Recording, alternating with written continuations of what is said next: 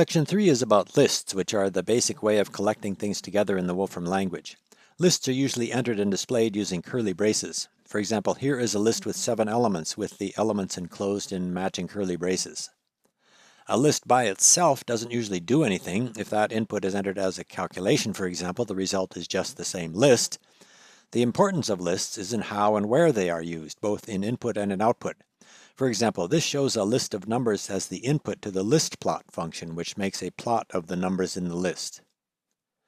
This shows the range function, which uses a list to represent the output. Range of 10 generates a list of the numbers 1 through 10. This uses the range function to generate a list of numbers 1 through 20 and then makes a plot of those numbers. Here's a function called reverse that takes a list as input and returns the list with the elements in reverse order. You can also use functions like range and reverse to set up the input for other functions. For example, this uses the range and reverse functions to generate a list of the numbers 1 through 20 in reverse order, and this uses listPlot to make a plot of that result. In that program, the range function generates a list. The result is used as the input to reverse, which reverses the list, and the result from reverse is used as the input to the listPlot function, which draws the picture.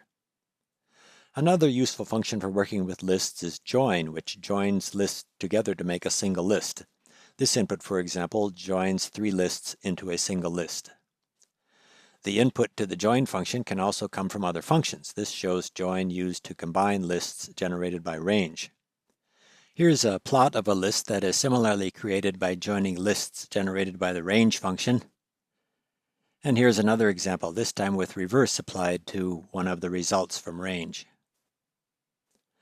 That's the end of the examples for this section. Here is the programming vocabulary from this section.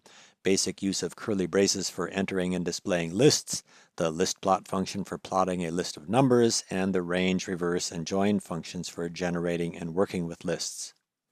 Here are some of the exercises from this section. These exercises provide ways to practice working with lists and practice using results from functions as the input to other functions.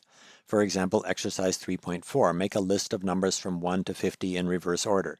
This can be done by using the range function to make a list of the numbers 1 through 50, and then using that input as the argument in reverse to generate the desired result.